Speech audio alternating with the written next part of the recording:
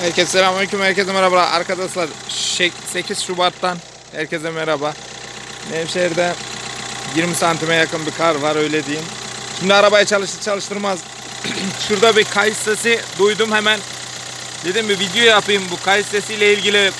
Komple buradaki kasnaklar, mastaklar ve kayış, işte krank kasnağı, her şeyi değiştirenler var. Bakın arkadaşlar, bu üzerindeki kayış bu arada 130.000 kilometrede, çok kaliteli bir kayıştır, bırakmaz. O yüzden ben yine de video yapacağım. Bakın şu suyu seyredin şimdi, bıçık bıçık bıçık diyor ya hani. Aman Allah'ım, trigger zinciri değilmiş. 25.000 TL'lik masraftan kurtuldum. Ses duyabiliyor musunuz arkadaşlar? Bakın şu an dışarı -4 falan hissedilen, belki -5'tir. Hani öyle bir feci soğuk yok. Arabanın her yeri buz tutmuş. Ben size de böyle bir göstereyim dedim.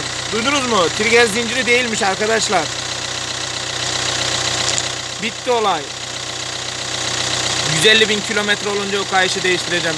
Yani üzerindeki yazılar dahi silinmedi. Çok kaliteli bir kayıştır arkadaşlar. Görüşürüz. Trigger zinciri olmadığını ben göstermek için. Bakın motor burada kendi keyfinde ısınmaya çalışıyor -5'te. Görüşürüz.